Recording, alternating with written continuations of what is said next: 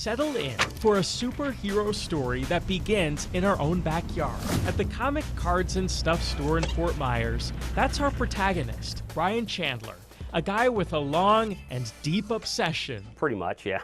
With comics. I've always been a collector, and I actually started collecting hardcore in middle school. And, you know, between me and my friends back then, we always used to think, hey, opening a comic store was the coolest thing ever. Brian has always been proud of the fact that in addition to owning this place, owner, operator, and chief flunky. He's a bit of a nerd. We're all nerds here. Any story worth reading in this shop has moments that are both good and bad. In his 26 years in business, Brian has had his fair share of ups and downs too. There's been really, really good times, and there's been really, really bad times, and then there's times like now that's been kind of, you know, really not good. And my bookkeeper figuratively pretty much said, this is what's going out, this is what's coming in, this is what you owe. What you're doing now, you're not getting that. It's one of those things like, you know, she told me that, and it pretty much just ripped my heart out and stomped on it. The breaking point came last summer when Brian needed to close shop to take care of his ailing dad. Bad sales got worse. Brian wrote on Facebook that the store would have to close for good, barring a miracle. He couldn't believe what happened next. It was overwhelming. You know, I really didn't know what the store and what I personally meant to a lot of these people. Dozens of comments started pouring in from customers like Heather Parento. As a girl, growing up reading comic books, I was never allowed to belong in the boys' world of comic books. And Brian never made me feel like I didn't belong here. That is why, even as she deals with her own debt, Heather started a GoFundMe to help Brian with his. In the months since the campaign started, more than $3,000 has been raised for the shop. He's wondered from time to time if he really impacts that many people, and I go, yeah, you do. You really do. That money is just the beginning of a long road he'll need to walk. But for the first time in a long time, Brian can see a future. I'm speechless with how much all this has meant to everybody, and I definitely feel like I've been, you know, saved with this kind of thing. A comic store owner saved by the heroes he never knew he had. In Fort Myers, Sean Martinelli, NBC2.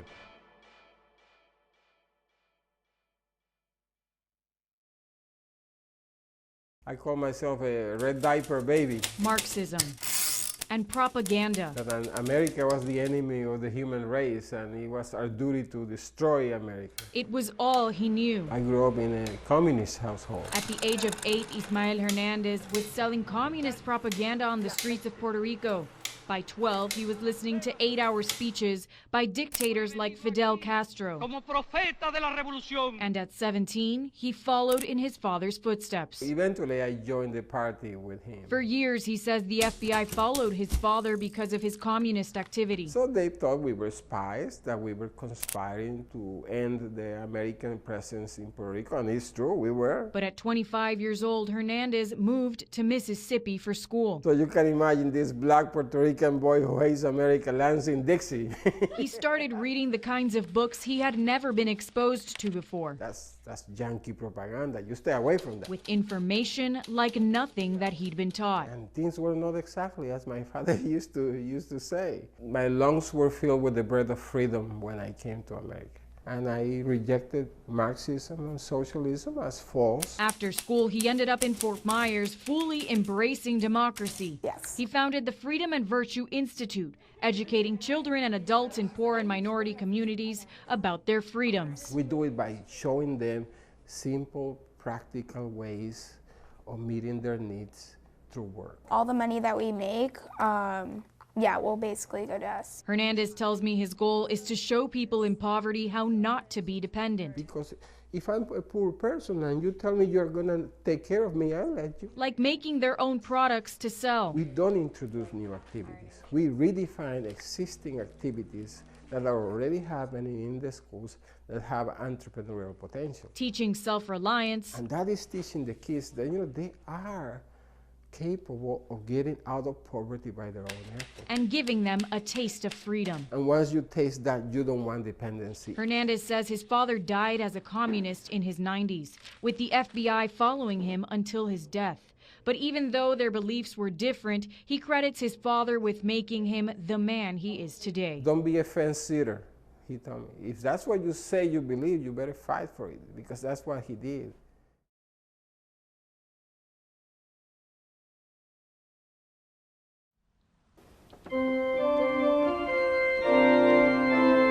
Like a song consisting of notes, our lives are made up of moments.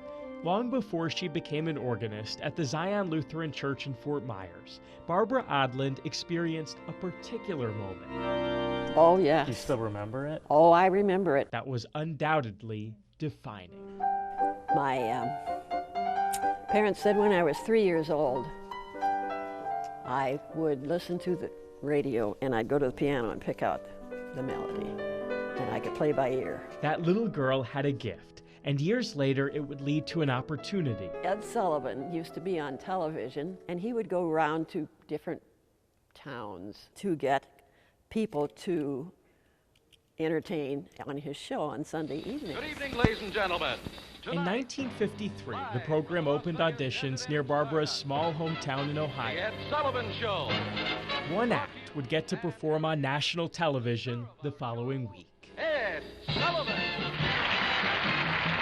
And I had a girlfriend that I accompanied all through high school. She was a soloist, and she talked me into going. Walking out there on the stage, and I bowed to the people first and sat down, and I didn't have my music, and because it was from memory.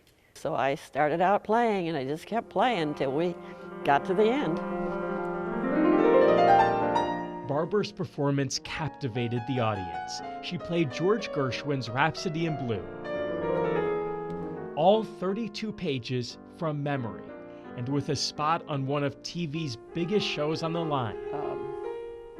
I came in second. Second only to the Smothers Brothers, who appeared on Ed Sullivan 1 week later. My brother made a mistake. You ever think about what would have happened if he came in first? I've thought about it already, but I thought I'd be all over the world, but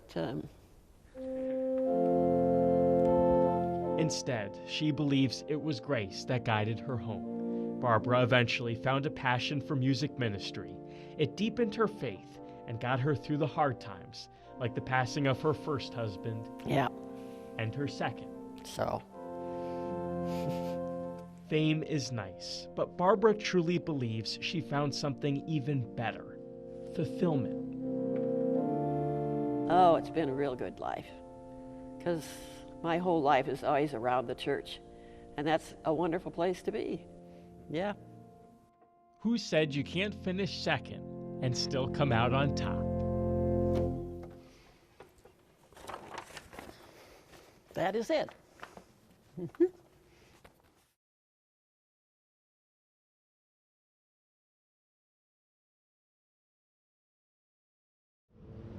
At this intersection in life, we can easily look at the world as a dark place. But it's just perception, you know? Then there are those among us I don't see it that way. who are just naturally bright. I'm always glowing. That's right. Yeah. If I'm not gold, I'm silver. If I'm not silver, I'm bronze. I think everything's light, and people are just wearing glasses. That traffic stopping statue is Noah Prechtel. You might recognize him from Fort Myers Beach. The Florida native entertained crowds there for years until COVID closed the curtain on his seaside show. Yeah, I was one of the first permits to get pulled. Town officials deemed human sculptures as non-essential. Noah disagreed. After 2 weeks, I just couldn't. I just got stir crazy, and I was like, I need to bring joy to people. I need to do something. Of course, where there's a will, Almost. there's a highway. Smiles are essential, and so reactions have been incredible. For a few hours each day, drivers are treated to a spectacle without ever leaving the front seat. While tips are optional, Come on, man. happiness is unavoidable. The first day I came out here, I had nurses driving up to me and just like smiling and like, thank you for bringing a smile to my face. I get joy from them, they get joy from me. It's a beautiful thing. If you didn't like Noah already, get this. When he's not here, he's volunteering at the food bank. Gratitude and giving is the best thing that you can do. When he's not there, he's caring for his mother as she battles Parkinson's. Coming home with this money has been just that extra little push that's kept us going. It's about as glaring as a pirate performing on US 41 that although Noah's circumstances have changed, one thing hasn't. Always the heart of gold. Come on, come on. And boy does it shine from the inside out. In North Fort Myers, Sean Martinelli, NBC2.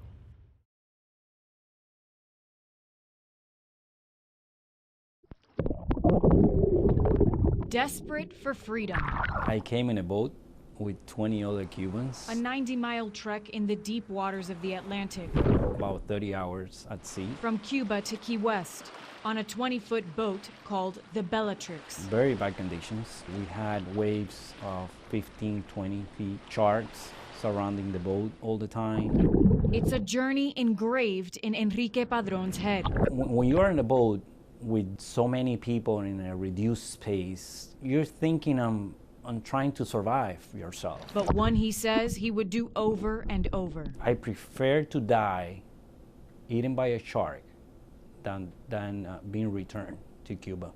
In his homeland, Padron lived a life of severe poverty. Their floor, a bathroom shared with another 6 families. Under a dictatorship. No se puede hablar de paz. The Fidel Castro regime. Living under communism is like living in a big jail. Cuba, the 119-mile cage. Padron knew there was more to life. I didn't know what it was, but I knew that it was not in Cuba.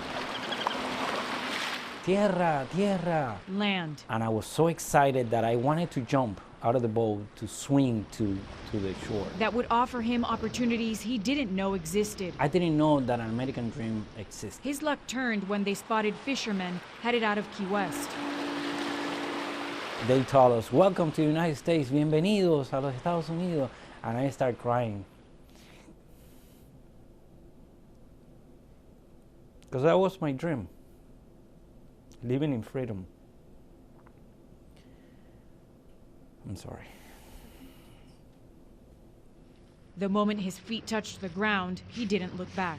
This is the best country on the face of the earth. Only in the United States of America, a Cuban rafter escaping from a communist country can have these opportunities. In escaping his country, he had to leave his mother and brothers behind, not for riches. I didn't have a dream of becoming a millionaire or buying a house or buying a car.